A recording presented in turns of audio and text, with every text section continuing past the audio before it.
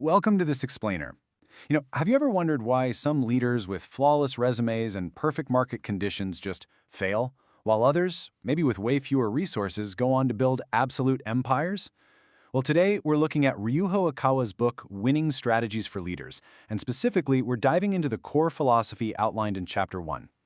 We're going to unpack a concept that sounds super simple on the surface, but is actually incredibly profound when you apply it to real-world leadership. It's the absolute, non-negotiable necessity of a burning sense of mission. So if you're looking to understand what truly separates transformative, world-building leaders from everyday, competent managers, you are in the exact right place. Let's explore what it really takes to lead. Okay, so let's jump right into this powerful premise from the text. Leadership isn't just about resource management, delegating tasks, or, perfectly optimizing your spreadsheets.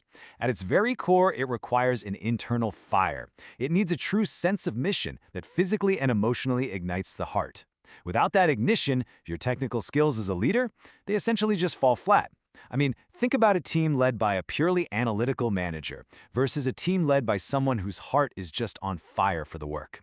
The analytical manager might hit their quarterly targets, sure, but that passionate leader, they're going to completely redefine the industry. It's that ignition that turns basic compliance into deep, voluntary commitment from everybody around you. Essential mission for leaders. So, to build a highly successful organization, we really have to start with that internal spark.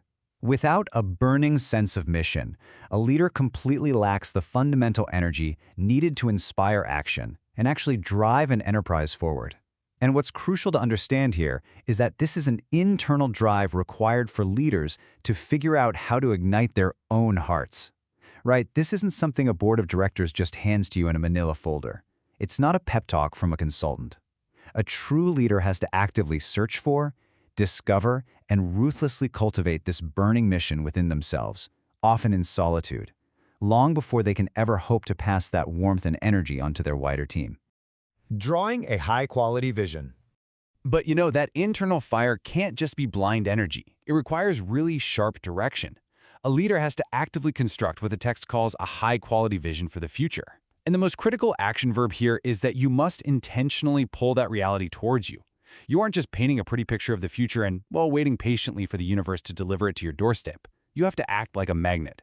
Just think of a leader who confidently rejects a mediocre, highly profitable short-term deal simply because it doesn't align with the ultimate future they're building.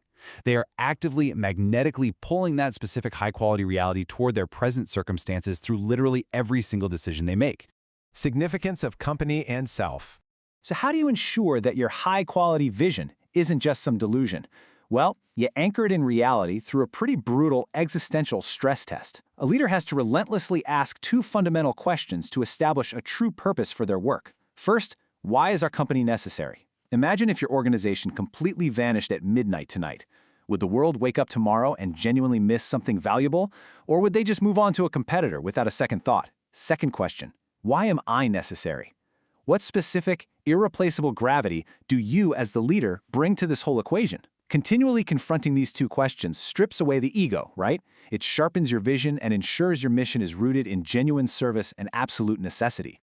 Extraordinary enthusiasm. Once you survive that existential stress test and firmly answer those foundational questions, your drive naturally shifts into something way more intense.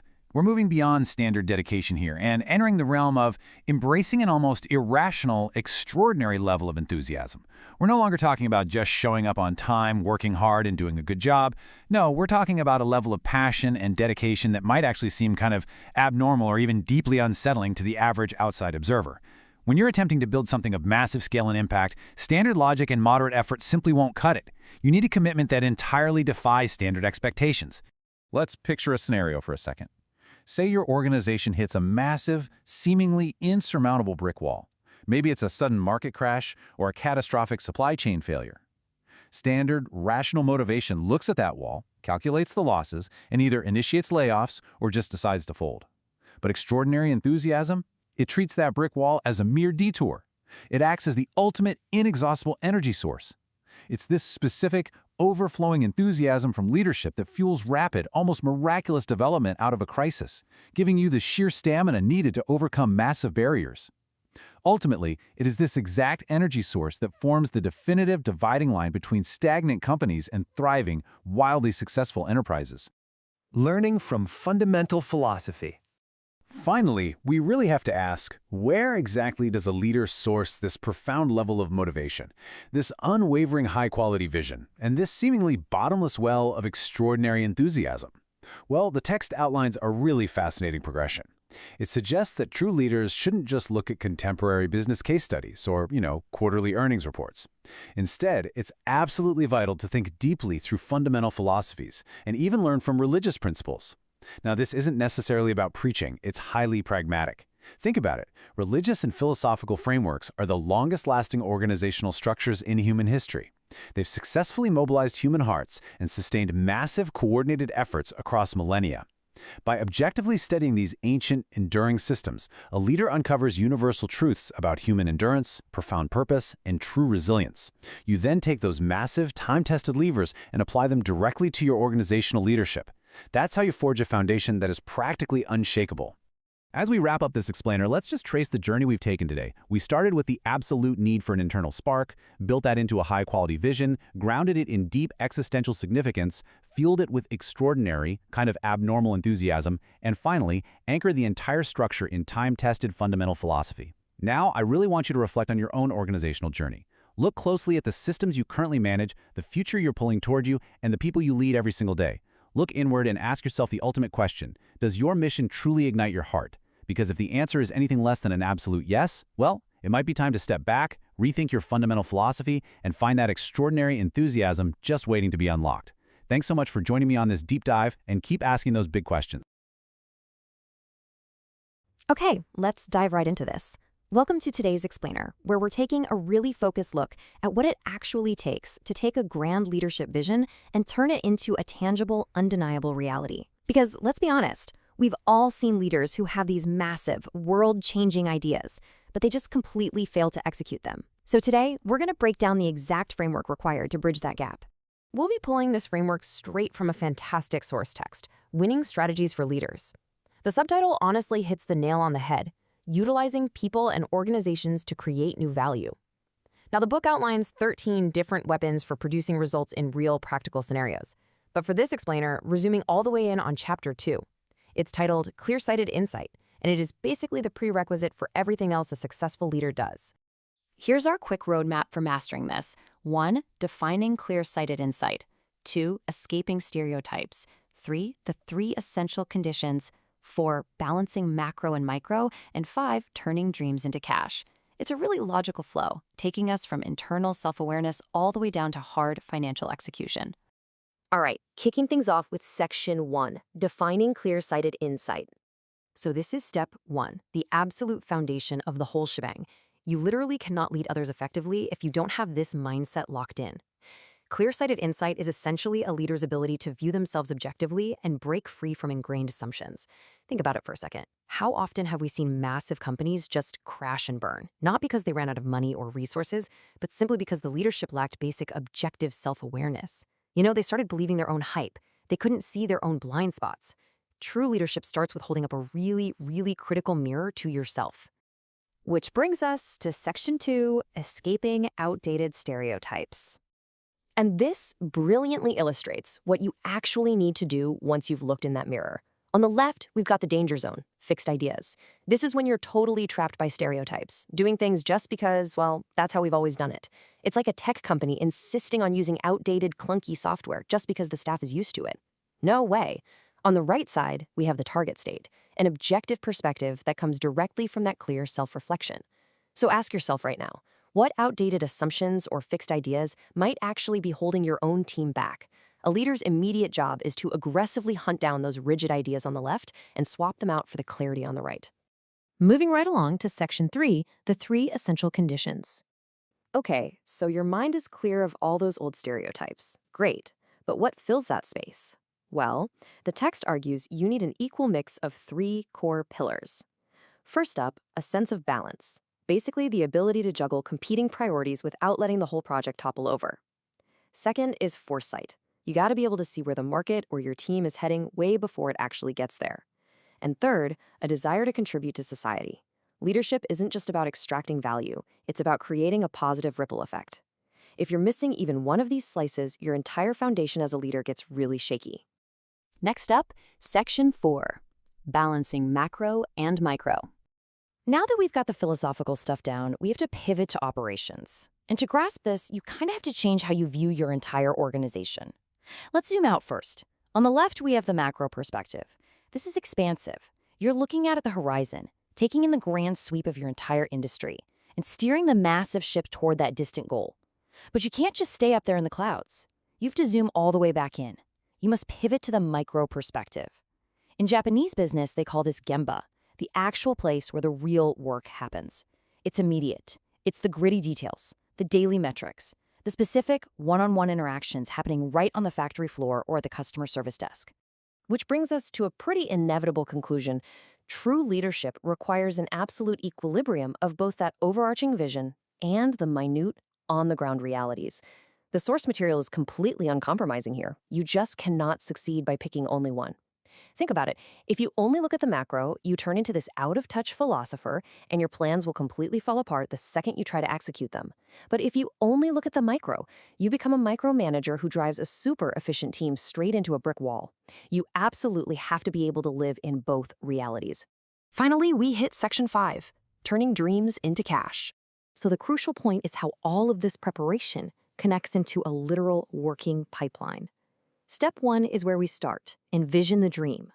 Use that clear-sighted insight and foresight to imagine something genuinely great. But then, the source makes a really hard, grounded pivot. Step 2 requires you to forge that abstract dream into a rigorous business plan. You have to force the abstract into the concrete. And then, Step 3, realize as cash or funds. Look, this isn't about greed, it's just reality. Cash is the oxygen that actually allows your vision and your social contributions to survive and scale out there in the real world. You absolutely must be able to convert those lofty societal dreams into the cold, hard funds needed to make them happen. Which leaves us with this final question to chew on. Let's say you've cleared your mind of stereotypes. You've got the balance, the foresight, the macro, and the micro all dialed in. You have the dream. But do you actually have the business plan to fund it? It's a tough question, for sure. But mastering that final leap from vision to financial reality is exactly what separates a dreamer from a true leader. Thank you so much for joining me for this explainer, and I highly encourage you to take a hard look at your own blueprints today. Every single professional out there wrestles with one big thing: mastering decision-making without fear. Well, today, in this explainer, we are taking some incredibly profound ideas from a prominent leadership text to completely reframe how you handle risk, hesitation, and action. Listen, if you've ever felt totally paralyzed by a tough call and you want to lead with genuine confidence, you are in the exact right place. Okay, let's dive into this. We're unpacking Ryuho Okawa's Winning Strategies for Leaders. If you glance at the index at the bottom of the cover, you'll actually see a list of 13 practical weapons for getting real results. But today, our analysis is going to focus strictly, and I mean deeply, on just one of them. Chapter 3, Decision-Making Power Unafraid of Risks. It is a fascinating, hard-hitting concept that definitely deserves our full attention. To get there, we've got a clear, logical roadmap. First, we'll diagnose decision versus indecision. Second, we'll explore the trap of idealism. Third, we'll equip you with 2 weapons for decisions. And finally, we'll see exactly why speed defines a leader. Let's kick things off with Section 1, Decision versus Indecision. The thin line between carefulness and paralysis. So there is a massive difference between prudence, which is careful thought and consideration, and indecision, which is basically just hesitation and the sheer inability to make a choice. Don't get me wrong, prudence is a vital trait. Every leader absolutely needs to weigh their options. But the source text makes a really powerful argument here. It points out that while careful thought is necessary, it is a very slippery slope. Leaders have to urgently prevent their prudence from degrading into paralyzing indecision. It's incredibly easy to mask your fear of making a wrong choice by telling yourself, "Oh, I'm simply being prudent." Actually, scratch that, it's an incredibly common excuse. But if you stay in that planning phase forever, you're not leading, you're just stalling. Which brings us directly to the core thesis of Chapter 3. Decision-making power unafraid of risks is required to bridge the gap from thought to action. You see, action is literally the only thing that moves an organization forward. To overcome that paralyzing indecision we just talked about, you've got to actively cultivate the power to make choices even when the outcome isn't 100% guaranteed. You cannot let the fear of risk freeze you in place. The bridge between a great strategy and actual results is built entirely out of brave decisions. Moving on to Section 2, Trap of Idealism, the Danger of Extreme Virtue. Now, what's really interesting about this is how a historical metaphor brilliantly illustrates the absolute danger of overthinking and overpolishing your ideals. To really grasp this, consider the classical idiom song's benevolence. It refers to the trap of being so overly idealistic that it actually causes your own self-destruction. The book gives a pretty stark warning here. Sometimes, leaders desperately want the conditions of their decision to be absolutely perfect, completely fair, and morally unassailable from every conceivable angle before they take a single step. But in the real world of business, waiting for that perfect, pure moment can be completely fatal. Extreme idealism can ruin a leader and their entire organization because it prevents them from doing what is functionally required to survive. The consequences of falling into this trap are severe. Striving for perfect idealism just causes strategic failure. Masking your fear of risk as benevolence halts critical action. Ultimately, true leadership requires prioritizing practical survival over flawless ideals. As a leader, you simply cannot let unrealistic, self-destructive ideals prevent you from making tough, necessary strategic calls. When you demand perfection, you usually just get paralysis. You've got to be willing to make the best decision available in the moment, not the perfect decision you wish existed. Let's transition into the solutions with Section 3, 2 Weapons for Decisions, Actionable Management Frameworks. So, we've spent some time diagnosing the problem, that psychological trap of hesitation and idealism. But how do we actually conquer this fear of risk? Well, the text provides 2 primary weapons for enhancing your decision-making power. First, we have intellectual-based management, where the key mechanism is expanding your knowledge. And second, time-based management, where the key mechanism is shortening your time. It is super important to understand the distinction between these dual approaches. One gives you the raw material to make better choices, while the other literally forces you to execute those choices efficiently. Let's break each one down. First up is intellectual-based management, the expanded reproduction of knowledge to create a stronger foundation for confident choices. So, the crucial point is that a whole lot of our fear of risk actually stems from a simple lack of information. By constantly expanding and reproducing your knowledge base, learning from past outcomes, studying the data, understanding your industry on a deeper level, you drastically reduce the perceived risks of a decision. When you know more, the unknown shrinks, and when the unknown shrinks, you can make bold decisions with so much more confidence. It's like building a mental database so rich that the right choice just becomes obvious. The second weapon is time-based management, the deliberate strategy of shortening the time taken to arrive at a conclusion. Now, notice the word deliberate here. This isn't about just rushing blindly or flipping a coin. Actively reducing the time spent deliberating is a highly calculated management strategy. Think about it. If you give yourself a month to make a decision, you will take a month. But if you give yourself 2 days, you will focus only on the absolutely critical variables and make a decision in 2 days. By forcing a shorter timeline, you cut right through the noise, you bypass the trap of endless prudence, and you compel yourself into action. Which brings us to our final takeaway. Section 4, Speed defines a leader, the ultimate characteristic of leadership. Here's the ultimate conclusion of the text, and it's a real powerhouse of an idea. People with true leadership ability share one core characteristic. Their decisions are fast. That's it. The defining characteristic of a highly capable leader is the sheer speed of their decision-making process. They don't linger in doubt. They don't sit around waiting for some utopian scenario where zero risk exists. They gather their knowledge, set a strict time limit, and they move. Speed isn't just a byproduct of good leadership. Speed is the defining feature of it. Let's quickly review the steps we've uncovered today. Step 1. Recognize indecision disguised as prudence. Step 2. Discard self-destructive idealism. Step 3. Apply your knowledge and time frameworks. And Step 4. Execute with speed. And this brilliantly illustrates the logical progression we've just taken. We started by identifying that sneaky psychological trap of hesitation, moved through the dangerous illusions of idealism, equipped ourselves with intellectual and time-based weapons, and finally arrived at the ultimate goal, executing decisions with rapid precision. For anyone struggling with leadership paralysis, this is an absolute game changer. Which leaves us with one final, piercing question to ask ourselves. Are you afraid of the risk, or are you just wasting time? Seriously, think about the big choices sitting on your desk right now. Are you truly gathering essential data, or are you just hiding behind prudence because you don't want to take the leap? I challenge you to critically evaluate your own daily decision-making process based on these strict standards we've talked about today. Expand your knowledge, shorten your timelines, and stop letting the fear of risk hold you back. Thank you so much for joining me for this explainer. Start making those fast, informed choices, and I'll see you next time. Winning Strategies for Leaders, Chapter 4 Explainer. Welcome everyone to this deep dive explainer. Today, we're exploring the absolute ultimate test of leadership. We aren't talking about managing a team when the market's booming or, when morale is just naturally high. No, we're talking about the gritty, foundational reality of what happens when the walls start closing in. It's a fascinating, deeply philosophical approach to management, and we're going to break the whole thing down step by step. When every plan fails, what is the one thing a true leader must never lose? Okay, let's dive into this. I want you to take a second and literally picture a moment of total crisis in your own life or career. Your primary strategy, it's failed. Your backup plan has completely collapsed. Your team is looking at you wide-eyed, waiting for direction. In that exact moment, when every single plan goes out the window, what is the one thing a true leader must never, ever lose? It's a heavy question, right?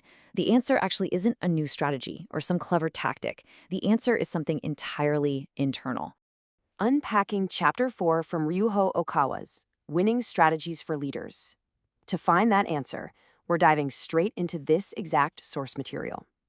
Now, while the book outlines 13 core weapons for leaders, we're going to focus our lens exclusively on the profound insights found right there in Chapter 4. This chapter deals with the mental bedrock required to lead effectively. It moves way past standard management theory and gets into the actual spirit of a leader. The true value of a leader. That brings us to our first core concept. You see, a leader's worth is never truly tested when things are going smoothly. I mean, anyone can hold the steering wheel when the road is completely straight and the weather is perfect, right? The true value, the actual undeniable worth of a leader, is only revealed during periods of intense turmoil, chaos, and setback. That crucible is the only thing that proves whether you're actually leading or just merely occupying a leadership position. Unwavering mind and indomitable will. These are the foundational mental traits that determine a leader's true value. So the crucial point is understanding exactly what you need in that crucible. The text highlights two essential, interconnected concepts: an unwavering mind, or fudoshin, and an indomitable will, or futate no ishi. Now, an unwavering mind means that no matter what chaos is erupting around you, your internal state remains completely centered and calm. And an indomitable will? That means your forward momentum, your resolve to push through, absolutely cannot be broken or turned back. Holding firm in this dual mindset isn't just a nice-to-have trait, it's literally the very first condition of true leadership. Because think about it, if your mind wavers, the entire organization wavers right along with you. Measuring your capacity. Once you establish that internal mental fortress, we can start looking at an external metric. Like, how do we measure a leader's actual capacity? Well, it's not about your profit margins, and it's for sure not about the fancy title on your business card. The true measure of your capacity as a leader is determined by how many people's lives you can actually take responsibility for. I challenge you to think about the people you currently lead. Are you just managing their daily tasks, or are you truly bearing the weight of responsibility for their well-being and their futures? The larger your capacity to carry that weight, the larger your true capacity as a leader. Let's look at traditional responsibility, which is managing tasks and avoiding blame, versus leadership capacity, which is taking responsibility for people's lives and turning it into love. And this brilliantly illustrates a massive paradigm shift. Traditional responsibility in the corporate world usually means, well, managing tasks sufficiently and, let's be honest, avoiding blame when things go sideways. But true leadership capacity is taking responsibility for people's lives and actively turning that responsibility into love. Now, I know love isn't exactly a word we throw around often in the boardroom, but in this context, it's absolutely the most powerful leadership tool you have. It means an empathetic, profound dedication to your team. It means caring so deeply about their success and survival that failure just simply isn't an option you'll accept for them. Maintaining a broad perspective. But what happens when failure starts creeping in anyway? Because let's face it, it will. This is where you need taikyokukan, or a broad perspective. When your team faces inevitable setbacks, when a project completely tanks, or when negative results just start piling up, your perspective is your absolute lifeline. A leader without a broad perspective will get dragged right down into the weeds of a single failure. But a leader with a broad perspective, they step back. The mindset shift when losing involves zooming out from the immediate defeat, seeing the overall victory and defeat, and remaining completely calm despite a losing streak. Now, what's really interesting about this shift is how practical it actually is. When you're losing, you have to execute a very specific mindset shift. First, you zoom out from the immediate defeat. You've got to stop staring at the one battle you just lost. Second, you look at the overall victory and defeat. You have to see the entire war, that Taiyokyo-kan.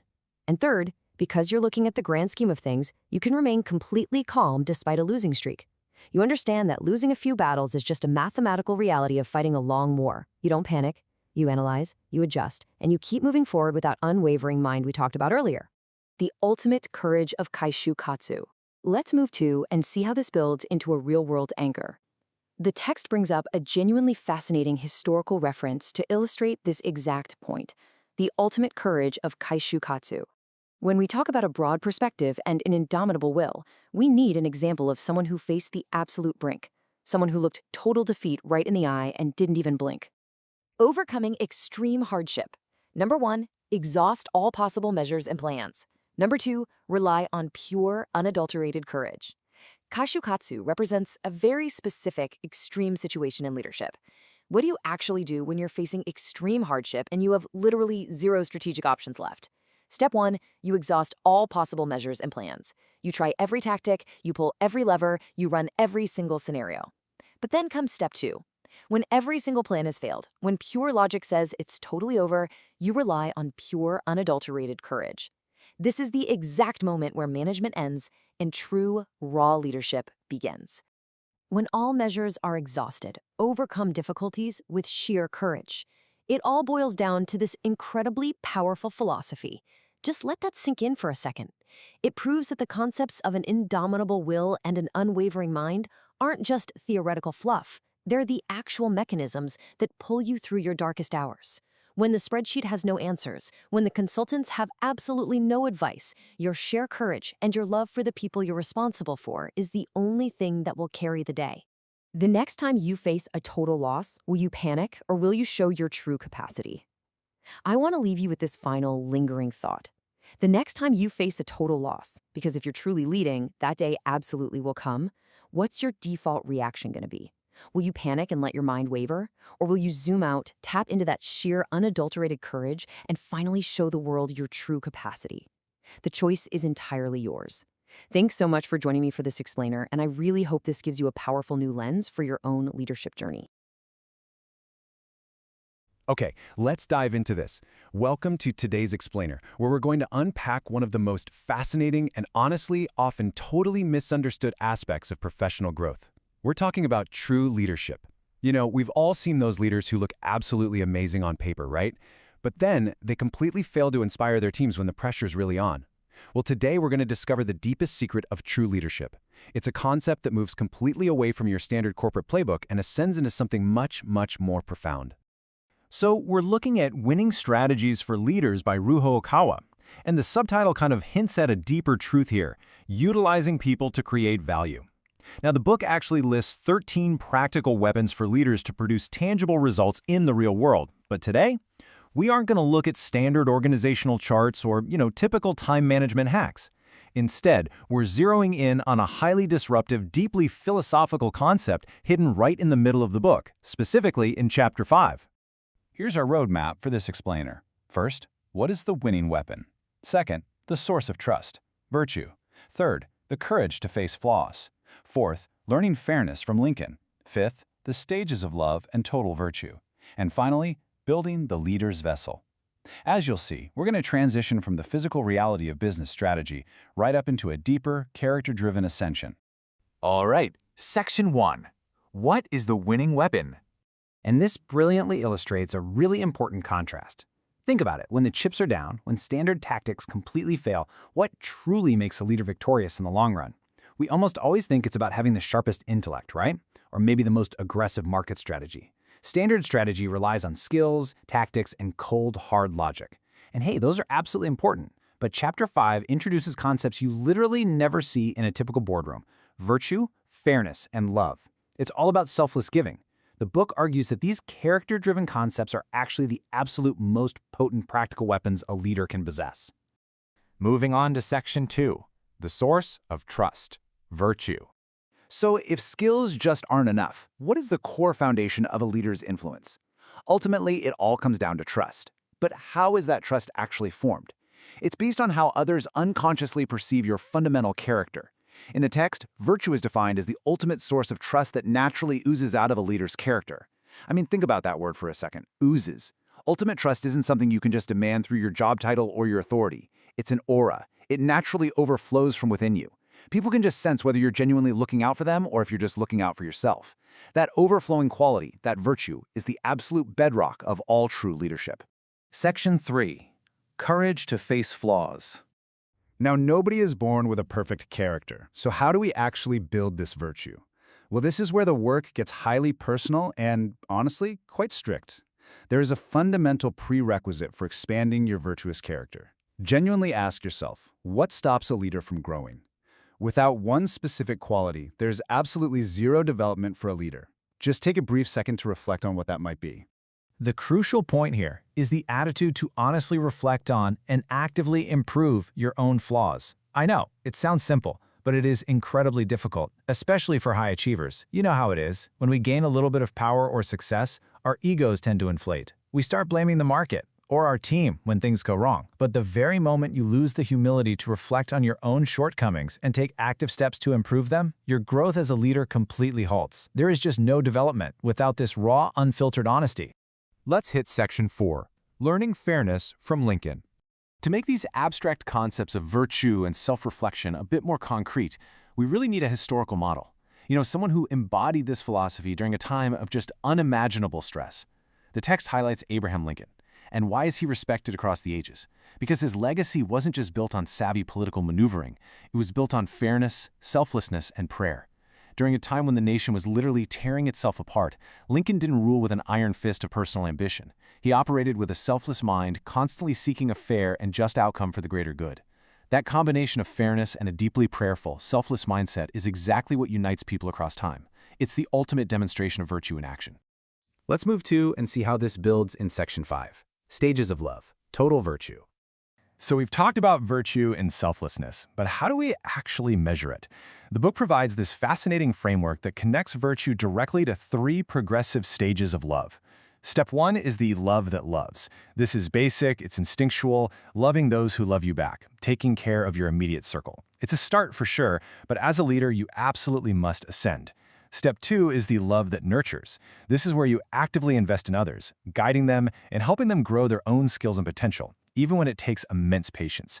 And finally, the highest peak, Step 3, the love that forgives. This is the incredibly rare ability to absorb mistakes, to forgive those who have wronged you or completely failed, and to give them the space to redeem themselves. A true leader must ascend these specific steps to truly develop their capacity. The source's core formula here is brilliantly simple. The total amount of virtue you possess as a leader is strictly proportional to which stage of love you can reach and maintain. If you're only operating at Step 1, your virtue, and therefore your trust and influence, will be pretty low. But if you can stretch yourself to Step 2, really nurturing your team, your virtue grows. And if you can achieve the towering heights of Step 3, the love that forgives, your total virtue expands massively. Your capacity to lead scales exactly with your capacity to love in these higher, much more selfless forms. And finally, Section 6, Building the Leader's Vessel. So we have all these incredible pieces on the board now, reflecting on flaws, learning fairness, and scaling the stages of love. How do they actually fit together to create the ultimate winning strategy? Well, these 3 components make up what the author calls the leader's vessel. Think of yourself as a container. If you only learn business skills and tactics, it's like you're just pouring water into a really small cup. No matter how much you pour in, it's simply going to overflow and be lost. The entire goal of this philosophy is to expand the vessel itself. By reflecting on your flaws, practicing true fairness, and ascending the stages of giving love, you build a massive container of virtue. And it is exactly this power of virtue that ultimately defines the size and success of the leader you can become. So, I want to leave you with this final, provocative thought to take with you from this explainer. Which type of love is filling your vessel as a leader today? Are you just loving those who make your job easy? Are you actively nurturing your team? Or are you finding the courage to forgive and truly elevate the people around you? The source of ultimate trust is entirely in your hands. Thank you so much for joining me for this deep dive. I really hope this sparks a desire to keep expanding your own vessel. Keep ascending and keep learning. Welcome to today's Explainer. We're jumping right in to unlock the secret to sustainable leadership. We're going to explore exactly how you can build an absolutely unbreakable foundation and master the 80-20 principle to cultivate your true strengths. Let's get into it. So here's a massive question that's honestly puzzled organizations for decades. Why do talented people fail as leaders? I mean, we've all seen it happen, right? Somebody who's just a brilliant individual contributor, someone with totally undeniable natural talent, gets promoted, they step into a leadership role, and suddenly they just stall out. They burn out, they can't seem to inspire their team, or they just hit a wall. It really challenges our basic assumptions, doesn't it? We kind of think natural talent is enough to carry us through the whole shebang, but the reality? It's a lot more complex. There is a hidden trap out there, and it catches even the brightest stars. Well, to answer that, we're pulling directly from Ryuho Okawa's book, Winning Strategies for Leaders. Specifically, we're zeroing in on Chapter 6, and this chapter points directly to a really critical leadership blind spot. It basically argues that the reason talented leaders fail isn't because they suddenly lose their talent. No, it's actually a structural failure in how they manage their foundational skills versus their unique strengths. Section 1. The leadership blind spot and the dynamic foundation. Okay, so if we want to understand what causes this leadership stagnation, we first have to understand the true nature of foundational skills. It's incredibly easy to get caught up in the flashy parts of leadership. Vision, high-level strategy, public speaking. But the source material forces us to look downward, right at the bedrock beneath our feet. The text defines this blind spot as the neglect of fundamental skills and basic foundations once a certain level of success is achieved. Just think about it for a second. When you're first starting out, you work incredibly hard to learn the ropes. You study, you practice, you build your foundation. But as you climb the ladder and actually start tasting some success, there's this really dangerous temptation to think, oh, I've made it, I know enough now. Complacency sets in. And according to the text, forgetting those basics, neglecting that fundamental power, is exactly what ultimately causes leadership failure. Your foundation literally cracks under the weight of your new responsibilities. We so often operate under this myth of a static foundation. We treat our foundational skills like the concrete foundation of a house. You pour it once, it sets, and boom, you never have to think about it again. You're done. But the text challenges this head-on. It introduces the reality of a dynamic foundation. A strong foundation in leadership is a living, breathing thing. It's not static at all. It's dynamic, and it strictly requires a spirit of continuous study. Basically, if you aren't actively maintaining and upgrading your foundation, it is actively degrading. The absolute most crucial point is captured perfectly in this quote from the source. A foundation is not something you finish building once, it requires a spirit of continuous study. This right here is the antidote to the leadership blind spot. It's an unending commitment to learning. It means staying humble enough to realize that no matter how high you rise in the ranks, you've got to continually revisit those basics. You have to keep reading, keep learning, keep asking the fundamental questions. The exact moment you lose that spirit of continuous study is the moment your leadership starts to expire. Section 2. The solution. The 80-20 principle.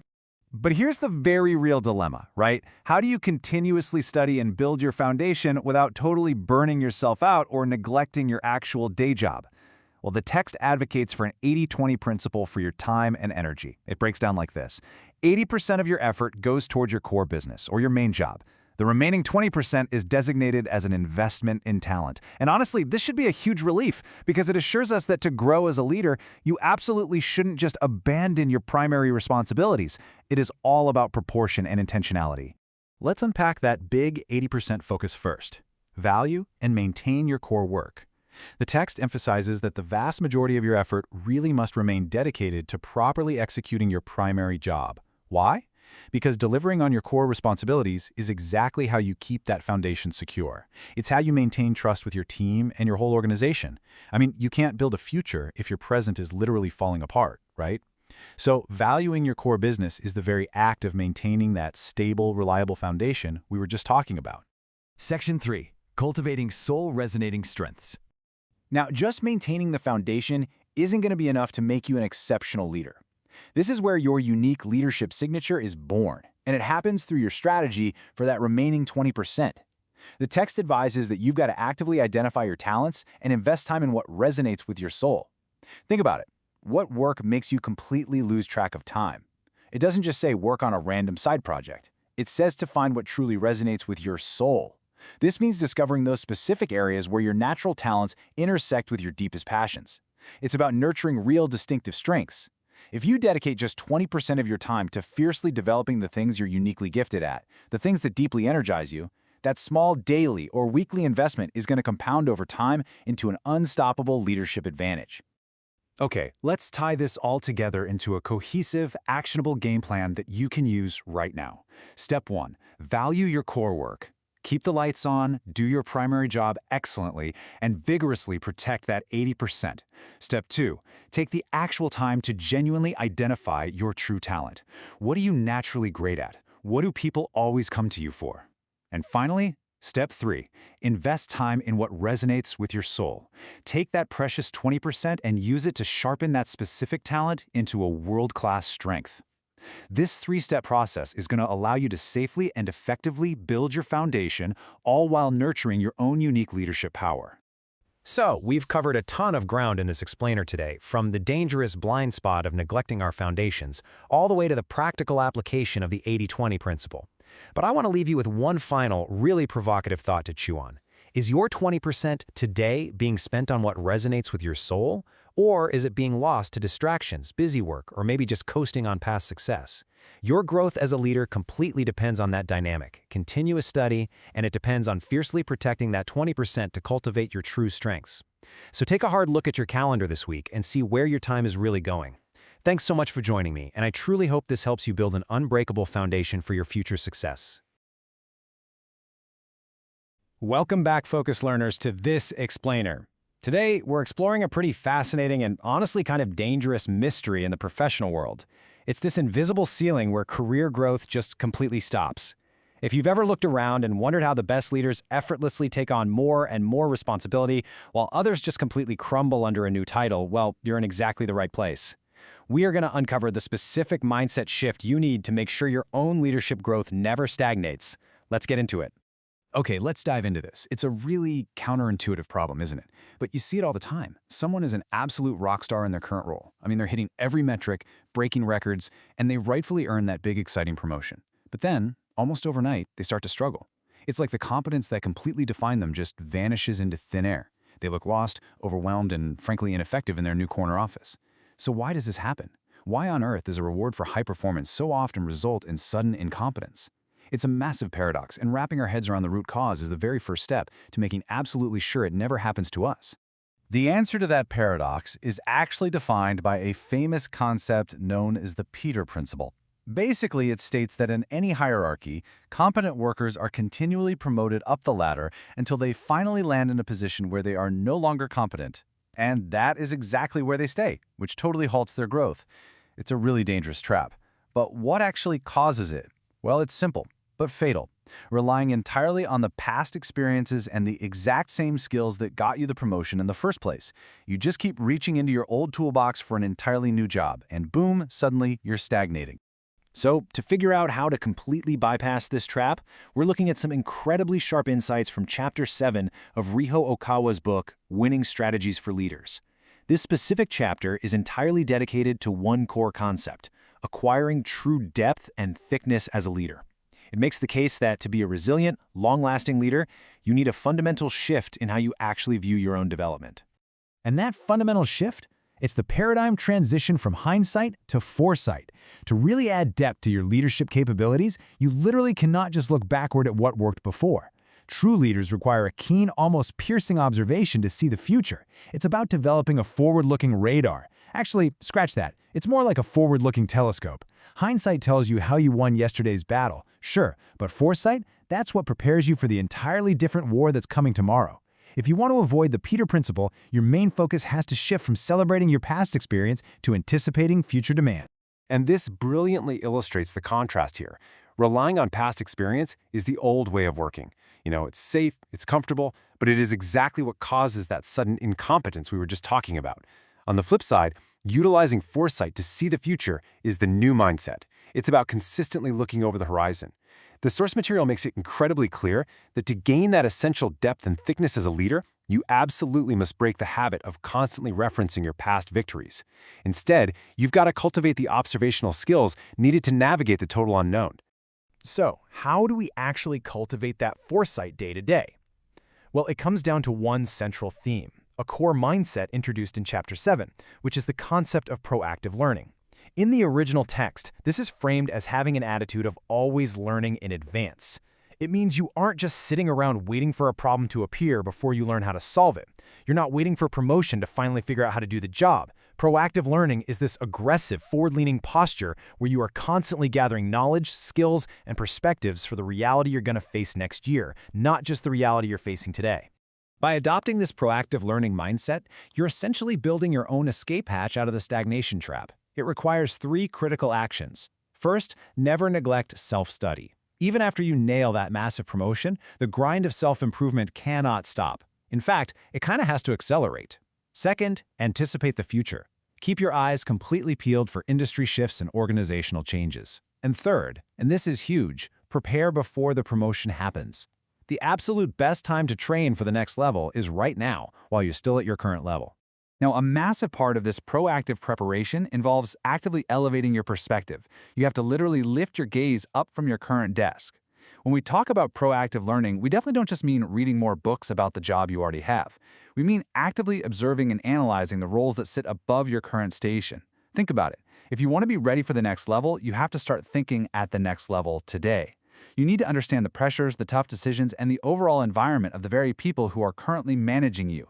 Let's move to and see how this builds into a highly practical 3-step framework for execution. Step 1 is maintaining relentless self-improvement immediately post-promotion. Basically, don't get comfortable. Step 2 is exactly what we just discussed, consciously looking at your boss's job. Observe the challenges they face and ask yourself, how would I solve them? And then Step 3 takes it even further into the future, imagining your future collaborators. This systematic approach ensures that you're constantly stretching your capabilities and your imagination way beyond the confines of your current job description. Let's really elaborate on that third step for a second, because honestly, it's a game changer. Envisioning your future stage means developing a vivid, crystal clear mental picture of the specific arena you're going to be operating in down the road. It's not just some vague hope of, oh, I want to be a VP one day. No, it's asking yourself the hard questions. What exactly does the market look like then? What are the new technological demands? What scale of budget will I actually be managing? The source text heavily emphasizes that to truly learn in advance, you have to realistically and intensely visualize the exact future stage you intend to stand on. And once you have that vivid picture of the stage, you can start building your future team right in your mind. You need to visualize the exact stage, identify the necessary collaborators, and prepare for that reality today. Because let's face it, you won't be able to achieve those future, large-scale goals all by yourself. Who are you going to need by your side? What specific kinds of skills will they need? Holding this clear image of the people you will need to work with completely shapes your strategic networking and relationship-building decisions in the present. You start connecting with the right people long before you actually need to call in a favor. This brings us to a profound shift in how you'll actually experience your daily professional life. You know, when you're constantly looking backward or only looking at the immediate fires burning on your desk, you are essentially living in a state of worry. But as the source text highlights, proactive learning allows you to move from worry to strategy. When you've anticipated the future, visualized the stage, and identified your future team, all those petty, day-to-day anxieties just begin to melt away. You aren't bogged down by the immediate unknown anymore because you have a long-term strategic plan mapping out your entire trajectory. So the crucial point is really captured perfectly right here. You learn to live strategically without being trapped by worries. When you dedicate yourself to learning in advance and actively anticipating what's coming next, foresight entirely replaces fear. You gain that depth and thickness as a leader because you are deeply anchored by a strategic vision of the future, rather than just being tossed around by the unpredictable waves of current, daily problems. Which leaves us with one final, vital question. Are you preparing for your next stage today? Take a really hard look at your daily routine. Are you only doing the job you have right now, or are you actively engaging in the proactive learning required to master the job you want next? The Peter Principle is out there for sure, just waiting for those who rest on their past successes. But by fully embracing foresight, studying the roles above you, and vividly imagining your future stage, you can guarantee that your leadership growth absolutely never stops. Thank you so much for exploring this with me today, Focus Learners. Take this mindset, apply it, and I'll catch you next time in our next explainer. All right, let's dive right into today's explainer. We're going to unpack a seriously powerful framework for building resilience and, quite frankly, surviving professional adversity. You know, if you've ever felt like the sheer weight of leadership might just crack you in half, well, you're in exactly the right place. Today, we're exploring how true leaders don't just survive the hard times. They literally use those incredibly difficult moments to forge an unbreakable capacity for future success. So we're pulling from Ryuho Okawa's book, Winning Strategies for Leaders. Now, the cover promises 13 weapons for producing results to help leaders create new value and really bring their organizations to life. But today, we're focusing all our attention on one specific, highly potent section, Chapter 8. This chapter is all about creating a resilient vessel, one that can withstand the fiercest adversity. It's not just about weathering the storm, it's about fundamentally changing how you operate right in the middle of it. Here's our agenda for today. First, the leader's resilient vessel. Second, FDR, life without excuses. Third, the power of patience. Fourth, controlling your own desires. And finally, preparing for lasting success. Let's get into it. Section 1. The leader's resilient vessel. Okay, I want you to visualize your own leadership capacity as a literal vessel right now. Think of a bowl or maybe a jar. In Japanese, this concept is called utsuwa. It represents your internal capacity. We're talking about your emotional resilience, your ability to handle pressure, manage heavy responsibilities, and basically contain the chaos of adversity without spilling over or shattering. So when adversity inevitably hits, and we all know it will for sure, is your vessel expanding to hold that new intense pressure, or is it starting to crack? The core message here is that a strong vessel isn't something you're just born with. It's something you actively construct, especially when times are tough. Moving on to Section 2. FDR, life without excuses. The source brings up former U.S. President Franklin D. Roosevelt to show us that no matter how unfortunate your circumstances are, refusing to make excuses is the absolute key to overcoming hardship. Just think about FDR's life for a second. He faced severe physical paralysis while simultaneously having to guide a nation through the Great Depression and a global world war. The text points out that enduring a period of misfortune requires this steadfast commitment to a no-excuses lifestyle. Because think about it. When you stop making excuses, you stop leaking energy out of your vessel. You actually retain your power. And this brilliantly illustrates the stark contrast between a leader whose vessel breaks under pressure and one who embraces adversity as a catalyst for growth. On one side, you've got the excuse-driven leader. When misfortune strikes, they point fingers. They blame the economy, their team, or, just bad luck. And by doing this, they remain totally stuck in their adversity. But on the flip side, the resilient leader, the one modeling that FDR approach, takes absolute extreme ownership. They don't complain about the misfortune. They look at it and say, okay, how does this make my vessel larger? They use the friction of those hard times to actively expand their capacity. All right, Section 3, the power of patience. I want you to really think about your last major setback for a second. When things went wrong, did you wait patiently for the tide to turn? Or did you panic, rush in, and actually dig a deeper hole for yourself? I mean, it's human nature, right? We want to fix things immediately when we're uncomfortable, but the source material provides a very sharp warning about the dangers of not being able to just sit with that discomfort.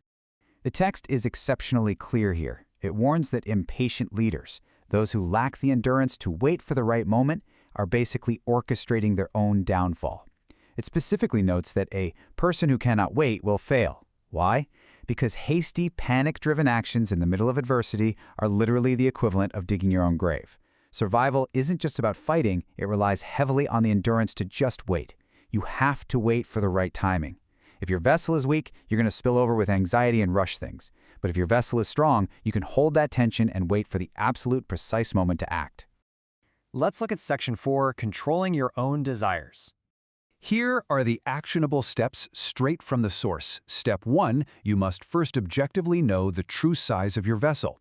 I mean, you can't pour a gallon of water into a pint glass, right? You have to be deeply honest about your current limitations and capabilities as a leader. Step 2 is super fascinating. The text literally talks about folding away and controlling your desires and greed. When you're in a period of misfortune, you absolutely cannot afford to be greedy for immediate wins, praise, or profit. You've got to fold those desires up and put them away for now. And then step 3, you patiently endure the present. By knowing your limits and controlling that greed, your endurance actively builds your capacity, pushing out the walls of your vessel. This brings us to Section 5, Preparing for Lasting Success. Notice how patience and self-control are framed here. They aren't a punishment. They're the mandatory preparation required for your long-term success. The source explicitly states that this combination, knowing your current capacity, actively folding away your immediate desires, and using periods of adversity to quietly prepare, is the actual secret to making success last. Look, anyone can get lucky once. But if you achieve a massive success and your vessel hasn't been properly reinforced through adversity, that success will shatter you. The weight of it will just be too much. You endure the hard times specifically so you are structurally sound enough to hold the good times. So, as we wrap up this explainer, I want to leave you with this thought to reflect on. Take a hard look at how you're operating right now. What condition is your vessel in today? Are you complaining about external factors, or are you actively patching and expanding your capacity? Are you rushing out of fear, or are you patiently folding away your immediate desires to prepare for the long game? Do the work now. That way, when the right moment finally arrives and success pours in, you'll have the capacity to claim it, hold it, and most importantly, make it last. Hey everyone, welcome to another explainer. You know, we love taking complex source materials and breaking them down into clear visual frameworks you can actually use. Today, we're decoding a seriously fascinating and highly structured approach to creating new value as a leader. If you've ever felt like, well, traditional management theories are kind of just giving you half the story, you are absolutely in the right place. We're going to unpack a holistic framework that bridges the gap between those hard-nosed business tactics and the deeply internal, even unseen qualities of leadership. Okay, let's dive into this. Our primary source material today is the book Winning Strategies for Leaders, written by Ryuho Okawa, and right on the cover, this text makes a remarkably bold claim. It doesn't just offer abstract, fluffy advice. No, it explicitly promises 13 weapons for management, literally a definitive arsenal designed for leaders who need to drive actual, tangible results. So we're going to dissect exactly what these weapons are and how they interact with one another. To make sense of this dense list of weapons, we've organized our explainer into a quick roadmap. 1. The winning strategy. 2. The 13 weapons. 3. Mindset and decisiveness. 4. Tactics for people and organizations. 5. Unseen forces. And finally, 6. Creating new value. All right, let's get into it. Starting with Section 1, the winning strategy, which focuses on utilizing people to create new value. Before you can wield any weapon, you have to know what the ultimate objective is. Utilize people and organizations create new value. This is the foundational premise. The author's strategy completely rejects the whole lone genius leader myth. True leadership, according to this framework, hinges entirely on your ability to move beyond solo efforts. It's about leveraging groups, empowering your organization, and basically orchestrating the talents of others to generate something totally novel. The creation of new value, that is the true metric of leadership success. Moving to Section 2. The 13 weapons, which gives us a holistic approach to leadership. So, how exactly does a leader orchestrate this creation of new value? That brings us to the methodology. Look at the phrasing highlighted here on the yellow band. 13 weapons for producing results tested in actual combat. That terminology is incredibly intentional. By calling them weapons that are combat tested, the framework is explicitly positioning itself as pragmatic and results-driven. I mean, this isn't some armchair philosophy. These are presented as hardened tools you actually need for survival and victory in a competitive business landscape. Now, instead of just reading you a sequential table of contents, we've analyzed and organized these 13 chapters into a strategic thematic table. The weapons fall into 3 distinct columns. Column 1 focuses entirely on self-mastery and mindset. Column 2 shifts outward to organizational strategy. And Column 3 introduces a really unique spiritual and macroscopic dimension. By viewing the book through this 3-pillar structure, we can impartially understand the author's complete holistic formula. So, Section 3, Leaders, Mindset, and Decisiveness, covering chapters 1 through 5 and chapter 8. Let's explore that first pillar, the internal foundation. The crucial point here is that this framework demands extreme internal fortitude from a leader before any external action can happen. Look at these first chapters. You need a burning sense of mission, clear insight, risk-taking decisiveness, an unwavering mind, and selflessness. These aren't just soft skills, right? They're presented as non-negotiable prerequisites. Honestly, if your internal compass is weak, your external strategy is inevitably going to crumble. You have to forge that iron mindset first. All right, Section 4. Tactics to utilize people and organizations, covering Chapters 6, 7, and 9 through 11. Once that internal foundation is rock solid, we transition from the leader's mind to practical execution on the ground. Let's see how this builds into an operational sequence. Step 1 is building a foundation by focusing on strengths. But Step 2, which is rooted deeply in Chapter 9, is where this framework gets hyper-specific about what it actually means to utilize people to produce results. According to the text, if you're going to be in management, you absolutely need 3 core conditions: high judgment ability, educational ability to actively train your team, and economic adjustment skills to manage resources.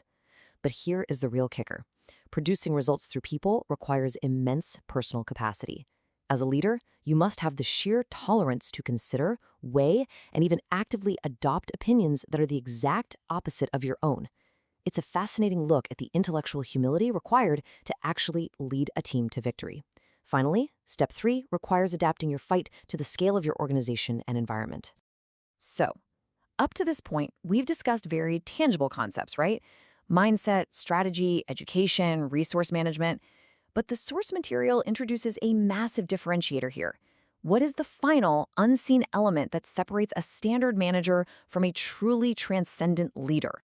That brings us to Section 5, Unseen Forces and Contribution, covering Chapters 12 and 13, which introduces some deeply metaphysical concepts into the business equation. Now, what's really interesting about this slide is the stark contrast. On the left, we've got highly pragmatic, MBA-style tactics like fighting based on scale. But on the right, the framework introduces elements like gaining the cooperation of unseen forces. Tying this back to the core tenets of Chapter 9 we just talked about, the author argues that a true leader has to be able to discern the heavenly luck of the other party. And it goes way beyond just relying on your own human efforts. A leader must develop the personal capacity, the vessel, so to speak, to actually receive assistance from unseen realms. We're talking about guidance from guardian spirits and heavenly forces. The text genuinely treats this metaphysical alignment as a legitimate, necessary management asset.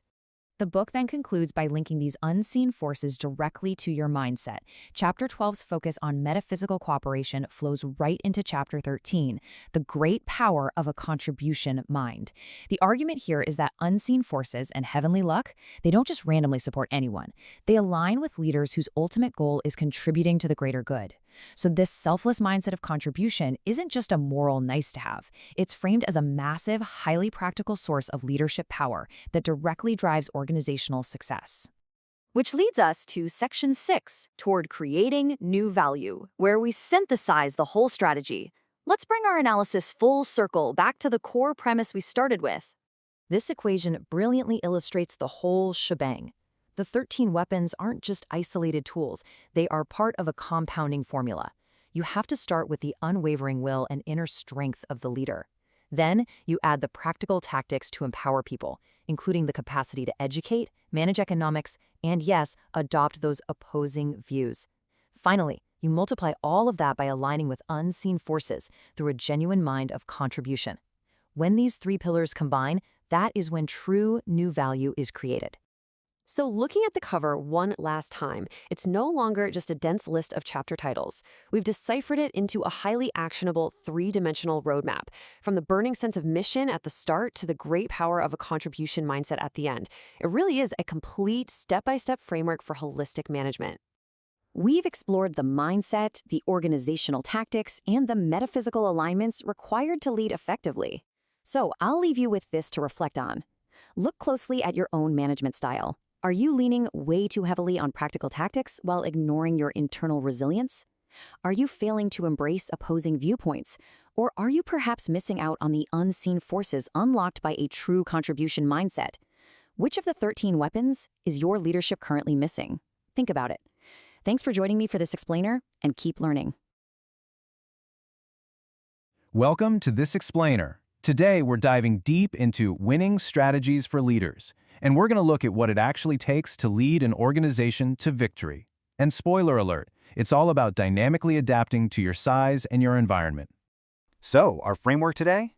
It comes straight from Ryuho Okawa's really compelling book, Winning Strategies for Leaders. Honestly, what I absolutely love about this source is just how pragmatic it is.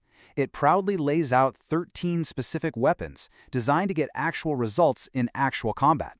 You know, if you've ever found yourself wondering why some companies just thrive in a crisis while others completely fall apart, or why tactics that work flawlessly for a massive global corporation will absolutely destroy a plucky startup, well, you're in the right place. This isn't some theoretical ivory tower business philosophy. No, these are battle-tested tools meant to be deployed right in the trenches of the marketplace. Okay, let's dive right into this. Chapter 10, Fighting According to Organizational Size and Environment. This right here is where the strategic rubber really meets the road. To bring this concept to life, the source uses this brilliant historical example, Oda Nobunaga's legendary victory at the Battle of Okehazama. I mean, picture this, right? Nobunaga's forces were vastly outnumbered. Literally. If they had just lined up on a traditional battlefield and fought force against force, they would have been absolutely annihilated by Imagawa Yoshimoto's massive army.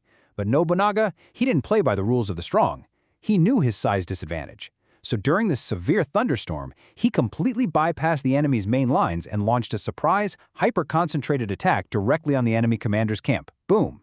He won a seemingly impossible victory. And look, this wasn't just luck. It was a perfectly executed shift in strategy. Which brings us to our first major concept, the strategy of the week. Now, quick caveat here. In this context, weak absolutely does not mean bad or failing. It simply means smaller. You just have fewer resources than the dominant players in the market. So for these smaller organizations, the strategy is all about doing exactly what Nobunaga did at Okehazama. You've got to identify a highly specific niche and attack it with a laser-focused single-point concentration of force. Think about it. You cannot fight the giant everywhere at once. You just can't. You have to pick one battlefield, maybe it's one specific customer need, a localized geographic area, or even just one highly specialized product feature, and then you pour every single ounce of your energy into dominating that one single point. So, how do we actually weaponize this for smaller companies? Well, first, identify your niche. Ask yourself, where is the giant ignoring the customer? Second, concentrate all your resources right on that single point. Third, and I cannot stress this enough, this is absolutely crucial, avoid spreading your forces too thin. A small business that tries to offer, say, 100 different services is just going to be mediocre at all of them, and honestly, they'll get crushed. Finally, act with speed and precision. Large organizations, they're often these slow, bureaucratic behemoths tied up in endless red tape. The weak win by striking before the giant even finishes scheduling their committee meeting. The core thesis we're really uncovering here is kind of unforgiving. It says, to remain a value-creating innovator, strategy must match organizational size. Seriously, if you take away only one single thing from this explainer today, let it be this. There is absolutely no one-size-fits-all approach to business. Zero. A startup cannot pretend to be a Fortune 500 company, and a Fortune 500 company cannot operate like a lean startup without creating massive internal chaos. True innovation happens when a leader accepts their current reality and arms their team with the appropriate strategic weapons for their specific weight class. But hey, what happens when you eventually win those niche battles and you start to grow? Well, the rules change entirely. Now you must adopt the strategy of the strong, and this is literally the exact opposite of the strategy of the weak. Instead of finding a tiny niche, the strong use their overwhelming scale, their massive capital, and broad resources to envelop the entire market. We're talking comprehensive solutions, dominating distribution channels, and essentially surrounding the competition. If a massive corporation tries to act small, they leave their flanks wide open for competitors. They have to use their weight to occupy the entire battlefield. Now, what's really interesting about this is the stark contrast between these weapons. The strategy of the weak relies on that narrow, single-point focus, right? It's a scalpel. The strategy of the strong relies on broad market capture. It's a massive net. The fatal flaw for leaders is misidentifying which camp they're actually in. Because if a small company tries to cast a massive net, it tears. And if a giant company tries to use a scalpel, they miss the broader opportunity and just let smaller rivals gain a foothold. You really have to know your size and pick your weapon accordingly. Okay, so we've covered adapting to internal organizational size, but Chapter 10 demands that leaders adapt to something else too, the external environment, specifically the macroeconomic weather. Because strategy isn't just about how big you are inside the building, it's about what's happening in the world outside your office walls. Even the most perfectly sized strategy is going to fail if you deploy it in the wrong economic climate. I mean, you wouldn't sail a ship the exact same way in a calm breeze as you would in a Category 5 hurricane, right? The exact same logic applies to leading a business. So the market generally operates in two major cycles: recessions, or busts, and periods of growth, or booms. And the source outlines a very clear behavioral mandate for leaders in each of these phases.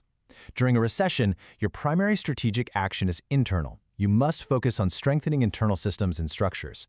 Conversely, during a boom, the strategy flips outward and forward. It's time to invest in the future and fund next-phase innovations. Let's unpack exactly how to execute both of these.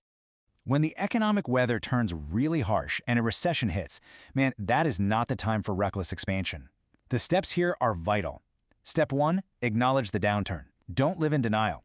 Step 2, turn your gaze inward and audit your internal processes. Where's the waste? Where are those little inefficiencies that were hidden by all the easy money during the boom times? And then step 3 is to reinforce that internal organizational structure.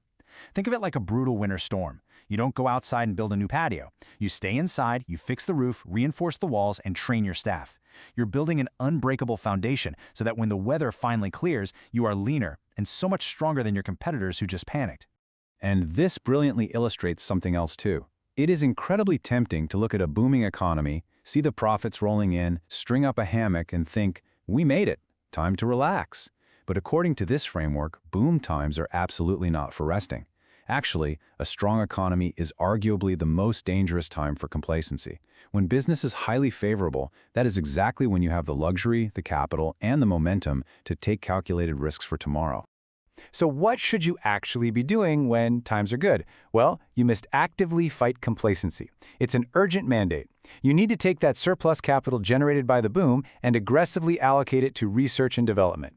This is the exact moment you invest in those next-generation innovations that are going to keep you ahead of the curve. Why? Because you are preparing for the inevitable next market cycle. The winter will return, for sure. The companies that survive the next recession are the ones that use the boom to build new technologies and secure new advantages. Basically, you gotta fix the roof while the sun is shining. Which brings us to the final, absolutely critical question you have to ask yourself today. Is your organization fighting the right battle for its current size and environment? Think about it. Are you a small startup dangerously trying to envelop the whole market? Are you a giant that's somehow forgotten how to leverage its strength? Are you acting like it's a boom when the market is clearly cooled? Or maybe resting on your laurels when you should be funding the future? True strategic mastery, as we've seen from these concepts today, is all about brutal honesty regarding where you stand right now and having the agility to choose the exact right weapon for the fight at hand. So take a hard look at your playbook and ensure you're fighting the battle you can actually win. Welcome. Have you ever wondered why some leadership strategies stand the test of centuries, while others, well, they just completely crumble under pressure? Today, we're diving into a highly counterintuitive leadership secret, and it's a paradox that's been puzzling managers, executives, and even generals for generations. We're going to look at how our standard way of thinking about talent and team chemistry might actually be fundamentally flawed, and how shifting that perspective can unlock some truly massive organizational growth. Okay, I want you to think about this question for a second. Why is it that teams made up of the absolute smartest, most capable people often fail? It's a huge challenge to the common corporate assumption that, simply hiring top-tier talent guarantees success. We tend to operate under this illusion that if you just stack a room full of individual geniuses, victory is inevitable. But if you've ever watched a so-called all-star sports team totally fall apart, or seen a board of brilliant directors drive a company into the ground, you already know this isn't true. Talent alone is not the whole shebang. So, let's dive right into this explainer. Our roadmap today is the book Winning Strategies for Leaders, and specifically, we're zeroing in on Chapter 11. Think of this text as a comprehensive armory of tactics for anyone in charge of guiding a group of people. This particular chapter is entirely dedicated to one central mission: how to actually increase an organization's talent development power. It breaks down the true mechanics of growth, moving way past the superficial act of just gathering impressive resumes, and gets into how you cultivate an unstoppable, cohesive team. But before we can even touch the complex tactical side of team building, we absolutely have to start with a foundational mindset. The source material lays down this non-negotiable axiom: people will absolutely grow through education. Now, this isn't just a nice, fluffy motivational quote to slap on a break room poster. It's a structural prerequisite. Before any leadership strategy can work, a leader must hold this unwavering belief in human potential. If you don't genuinely believe your people can learn, adapt, and improve through continuous education, well, you're going to give up on them way too early. The whole strategy falls apart because it lacks that core engine of belief. Right, so with that unshakable belief firmly in place, how do we actually go about building the team? To really prove this talent paradox, we're taking a quick trip back to the Three Kingdoms era in ancient China. This was a time of brilliant military strategists, insanely complex politics, and honestly, what must have been an absolute nightmare for their HR departments. It gives us the perfect lens to contrast two very distinct leadership styles: the philosophy of simply gathering uniform talent versus the high art of strategic placement. And this historical showdown brilliantly illustrates our core paradox. On one side, we have the Zhuge Liang approach. He gathered highly capable, uniformly competent individuals. But because everyone thought the exact same way, they had massive blind spots, and his broader organizational goals ultimately failed. On the flip side, we have the Cao Cao approach. Cao Cao didn't just look for people who looked and thought exactly like him. No, he gathered a wide, sometimes messy variety of diverse talents. And crucially, he focused heavily on strategic placement. Because he embraced variety rather than uniform perfection, his organization absolutely thrived and dominated. Cao Cao's secret to power wasn't about having the highest average IQ in the room. It was all about recognizing diverse, varied talents and prioritizing perfect strategic placement. Putting the right person in the exact right role is infinitely more powerful than just having a room full of isolated geniuses who just end up stepping on each other's toes. The main goal here is to maximize the whole organization's strength. Cao Cao understood that a person with a very specific, maybe even narrow talent could be an absolute game changer if they were placed in the exact scenario where that specific talent was needed. So if the blueprint for success is that clear, why don't modern organizations just copy it? Well, this brings us to the primary enemy that destroys the effective talent placement we just talked about. The text explicitly diagnoses this threat as a jealous culture. This is a toxic, stagnant organizational environment where people are, more focused on guarding their territory than actually collaborating. Envy completely stifles growth, it kills teamwork, and it rejects diverse talent.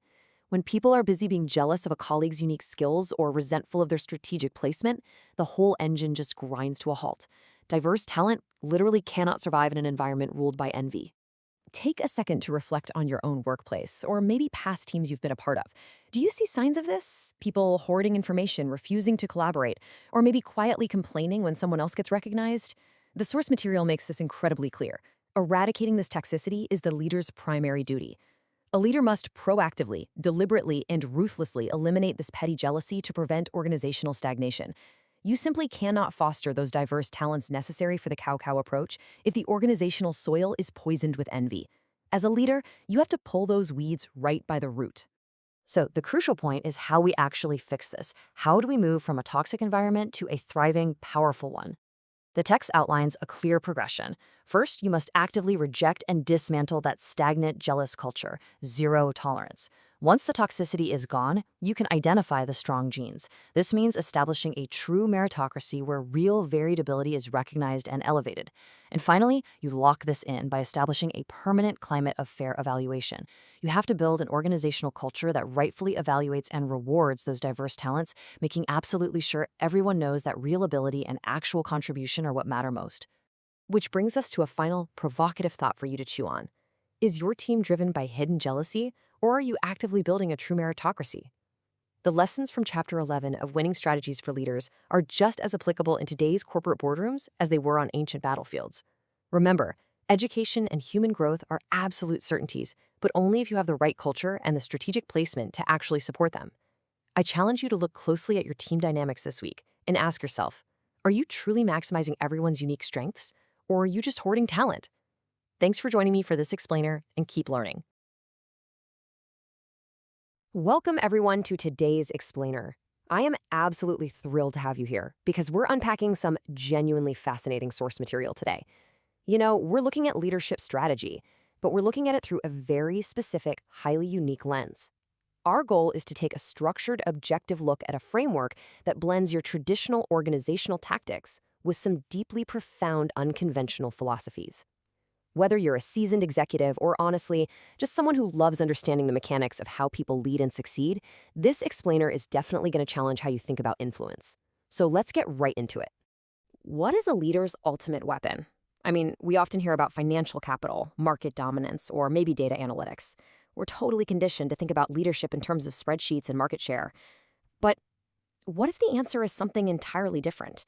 What if the ultimate weapon isn't something you can easily measure on a balance sheet? Okay, let's dive into this. To answer that question, we're turning directly to our primary source for today, the book Winning Strategies for Leaders by Ryuho Okawa. This text makes a really bold, upfront promise to the reader. It offers to equip leaders with, and I quote, 13 weapons for actual battles.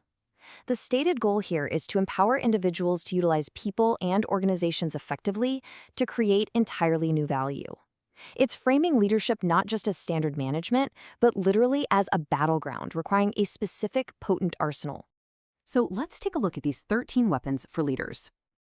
The crucial point is understanding exactly what these weapons entail. The book essentially structures its advice as a tactical playbook, a series of distinct strategies that a leader absolutely must master to drive their organization forward and achieve tangible results. Let's look at some highlights from this arsenal. The text starts with concepts that might feel very familiar to anyone who's studied business strategy. Chapter 1 talks about having a burning sense of mission. Chapter 3 focuses on decision-making without fear of risk. Chapter 6 is all about building a foundation and a focus on strengths, right? These are foundational, completely conventional pillars of executive leadership. Now, what's really interesting about this is the dramatic pivot right in the middle of this playbook. We move from these grounded tactical business strategies straight into Chapter 12, which is titled Getting Cooperation from Invisible Power. This is a sudden and, frankly, fascinating departure from standard business rhetoric. Which brings us to the core of that pivot, the invisible power. Let's slow down here for a second because this is where the source material gets truly unique. We're shifting away from the spreadsheets, the org charts, and the standard competitive analysis. The book introduces a highly abstract, distinctly spiritual methodology right into the middle of a business strategy playbook. The author asserts that true leadership actually requires tapping into something unseen. So how exactly does the source define this? Well, according to the text, this invisible power is literally the unseen support, cooperation, and guidance derived from guardian and guiding spirits. It's super important to understand this precisely as the book outlines it.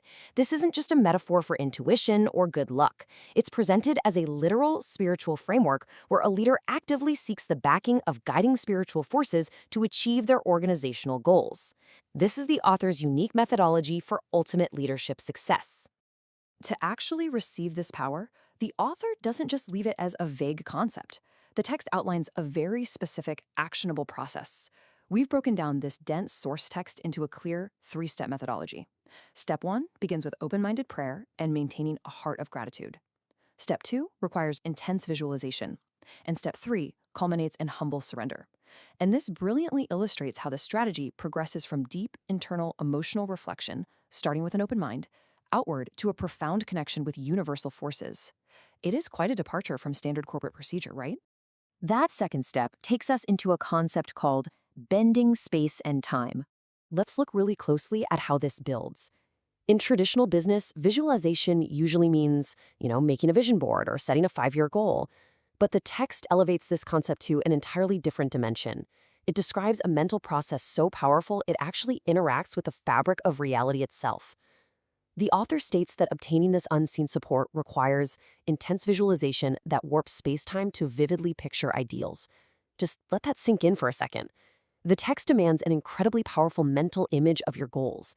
It's suggesting that the mental energy you use to picture your ideal outcome must be so forceful, so vivid, and so unwavering that it effectively bends the rules of space and time to bring that reality into existence. You aren't just planning the future, you are forcefully pulling it towards you through sheer intense mental clarity. Which leads right into the final receptive phase, surrender to universal energy. But the exertion of that intense visualization is really only half the equation here. Once that reality-bending mental image is achieved, the methodology requires a complete and total shift in posture.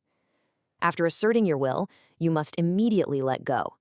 We can see exactly how this dynamic works by comparing the internal mindset with the external result, as outlined in the text.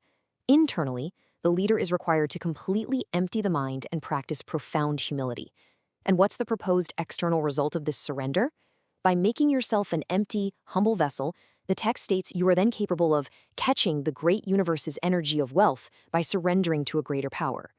The relationship here is deeply paradoxical, but it's very clear in the source material.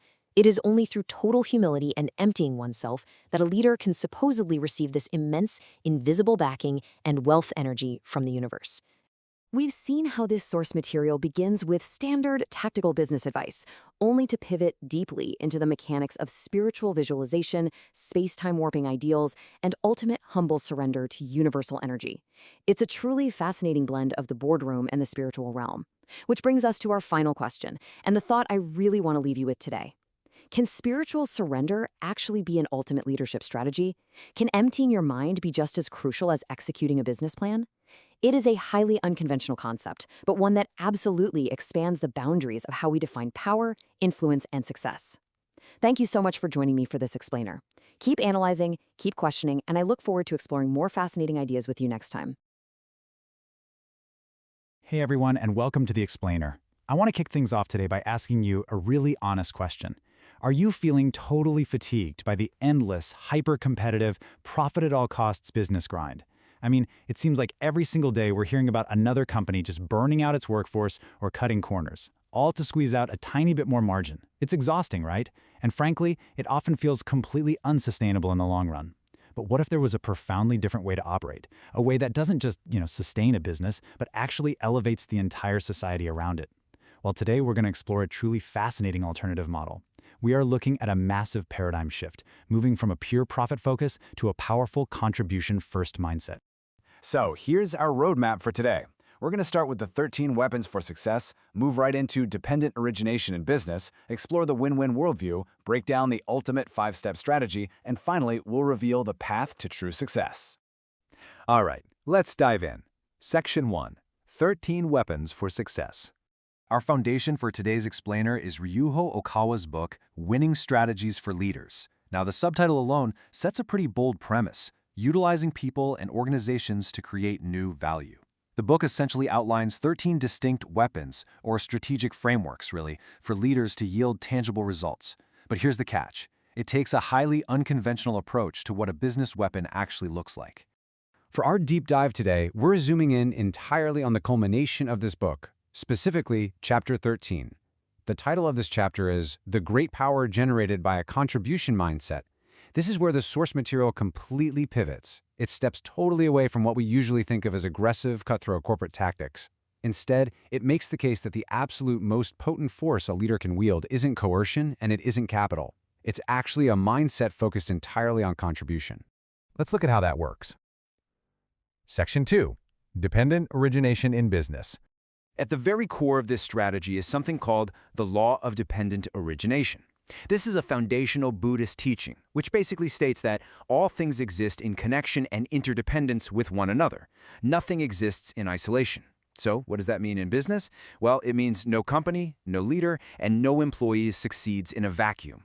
You exist because of your suppliers, your customers, and society at large. Recognizing this massive interconnected web is your absolute starting point. The contrast here is actually pretty striking. Think about the old paradigm. It views business as this machine for profit extraction at all costs. It's highly ego-driven. It's all about what can I take from the market. But the new paradigm, which is based on dependent origination, views the market as a living, interconnected ecosystem. It's contribution-driven. When you realize that your own survival depends on the health of the entire ecosystem, extracting value until that system collapses makes literally zero sense. Instead, your primary goal becomes nourishing that system. Which brings us to Section 3, the win-win worldview. So to actually establish a true win-win worldview, a company has to do 3 key things. First, you have to move beyond mere profit pursuit. Yes, profit is a requirement for survival, nobody is denying that, but it cannot be your sole purpose. Second, you have to champion public spiritedness. This means viewing your company as a public institution, an entity that actually exists to serve the public good. And third, actively contribute to society. Your products, your services, your corporate actions, they absolutely must leave the community better off than it was before you got there. Now, I know what you might be thinking. This all sounds very altruistic, right? Maybe even a bit naive for the hard-nosed business world.